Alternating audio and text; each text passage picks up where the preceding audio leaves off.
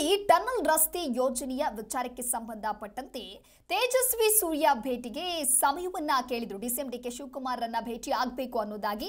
ಹಾಗಾಗಿ ಟನಲ್ ವಿಚಾರದಲ್ಲಿ ಸರ್ಕಾರದ ನಡೆಯನ್ನ ಸಂಸದರು ಖಂಡಿಸಿದ್ರು. ಡಿಕೆಶಿಯ ಸದಾಶಿವನಗರದ ನಿವಾಸದಲ್ಲಿ ನಾಯಕರು ಭೇಟಿ ಆಗ್ತಾ ಇದ್ದಾರೆ. ಟನಲ್ ಅವೈಜ್ಞಾನಿಕ ಅಂತ ಹೇಳಿ ತೇಜಸ್ವಿ ಸೂರ್ಯ ವಾದ ಮಂಡಿಸಿದ್ರು. ಬೆಂಗಳೂರು ದಕ್ಷಿಣ ಸಂಸತ್ ಕ್ಷೇತ್ರದ ಸಂಸದರು ಟನಲ್ ನಿರ್ಮಾಣಕ್ಕೆ ಯಾರದ್ದೂ ಕೂಡ ವಿರೋಧವಿಲ್ಲ ಅಂತ ಹೇಳಿ ಡಿಸಿಎಂ ಡಿಕೆ ಶಿವಕುಮಾರ್ ಹೇಳಿಕೆ ನೀಡಿದ್ರು. ಕೇವಲ ಸಂಸದ ತೇಜಸ್ವಿ ಸೂರ್ಯ ಮಾತ್ರ ಇದಕ್ಕೆ ವಿರೋಧವನ್ನು ವ್ಯಕ್ತಪಡಿಸ್ತಾ ಇದ್ದಾರೆ. ಸಂಸದ ತೇಜಸ್ವಿ ಸೂರ್ಯ ಜೊತೆಗೆ ಮಾತನಾಡುವೆ ಅಂತ ಹೇಳಿ ಡಿಸಿಎಂ ಡಿಕೆ ಶಿವಕುಮಾರ್ ಹೇಳಿದ್ರು. ಸಮಯ ಕೊಡಿ, ಭೇಟಿ ಆಗ್ತೇನೆ ಅಂತ ಹೇಳಿಯೂ ಕೂಡ ಸಂಸದರು ತಿಳಿಸಿದ್ರು.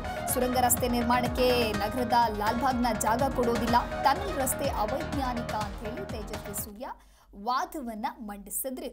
ಅಂದ್ರೆ ಟನಲ್ ರೋಡ್ ಯೋಜನೆಗೆ ಸಂಸದರು ವಿರೋಧವನ್ನ ವ್ಯಕ್ತಪಡಿಸಿದ್ದಕ್ಕೆ ಡಿಸಿಎಂ ಡಿಕೆ ಶಿವಕುಮಾರ್ ಹಾಗೆ ಸಿಎಂ ಸಿದ್ದರಾಮಯ್ಯನವರು ಬಿಜೆಪಿ ಸಂಸದರನ್ನ ಖಾಲಿ ಡಬ್ಬ, ಅಮಾವಾಸ್ಯೆ ಅಂತೆಲ್ಲ ಟೀಕೆಯನ್ನ ಮಾಡಿದ್ರು.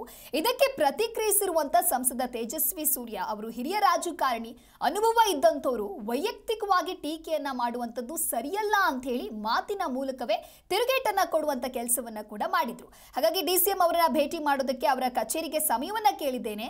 ಅರ್ಧ ಗಂಟೆ ಸಮಯ ಕೊಟ್ಟರು ಸಾಕು, ಟನಲ್ ಯೋಜನೆ ಯಾಕೆ ಬೇಡ, ಇದರಿಂದ ಏನೆಲ್ಲ ಸಮಸ್ಯೆ ಆಗತ್ತೆ ಅನ್ನೋದನ್ನ ಡಿಸಿಎಂ ಡಿಕೆ ಶಿವಕುಮಾರ್ ಅವರಿಗೆ ನಾನು ವಿವರಣೆಯನ್ನ ನೀಡ್ತೇನೆ ಅನ್ನೋದಾಗಿಯೂ ಕೂಡ ಸಂಸದರು ತಿಳಿಸಿದ್ರು. ಆ ಬೆನ್ನಲ್ಲೇ ಇನ್ನೇನು ಕೆಲವೇ ಕ್ಷಣಗಳಲ್ಲಿ ಇವರಿಬ್ರು ಕೂಡ ಭೇಟಿ ಆಗ್ತಾರೆ. ಟನಲ್ ಅವೈಜ್ಞಾನಿಕ ಅಂತ ಹೇಳಿ ಏನು ತೇಜಸ್ವಿ ಸೂರ್ಯ ವಾದವನ್ನ ಮಂಡಿಸಿದ್ರು, ಆ ಒಂದು ವಿಚಾರವನ್ನೇ ಪ್ರಸ್ತಾಪವನ್ನ ಮಾಡ್ತಾರೆ. ಸಮಯ ಕೊಡಿ, ಭೇಟಿ ಆಗ್ತೇನೆ ಅಂತ ಹೇಳಿ ಸಂಸದ ತೇಜಸ್ವಿ ಸೂರ್ಯ ಹೇಳಿರೋ ಹಾಗೆ ಸದ್ಯ 10:30ಕ್ಕೆ ಅಂದ್ರೆ ಇನ್ನೇನು ಕೆಲವೇ ಕ್ಷಣಗಳಲ್ಲಿ ಈ ಸಭೆ ಕೂಡ ಆರಂಭ ಆಗುತ್ತೆ. ಸಭೆಯಲ್ಲಿ ಈ ವಿಚಾರವನ್ನ ಇಬ್ರು ಕೂಡ ಪ್ರಸ್ತಾಪವನ್ನ ಮಾಡ್ತಾರೆ. ವಿಚಾರ ಪ್ರಸ್ತಾಪ ಮಾಡಿದ ನಂತರದಲ್ಲಿ ಬೆಂಗಳೂರಿನಲ್ಲಿ ಟನಲ್ ರಸ್ತೆಯ ಯೋಜನೆಯ ವಿಚಾರಕ್ಕೆ ಸಂಬಂಧಪಟ್ಟಂತೆ ಏನ್ ಮಾತುಕತೆಯನ್ನ ನಡೆಸ್ತಾರೆ ಅಥವಾ ಯಾವ ಒಂದು ಡಿಸಿಷನ್ ಅನ್ನ ತೆಗೆದುಕೊಳ್ತಾರೆ ಅನ್ನೋದನ್ನ ಕಾದು ನೋಡಬೇಕಾಗತ್ತೆ.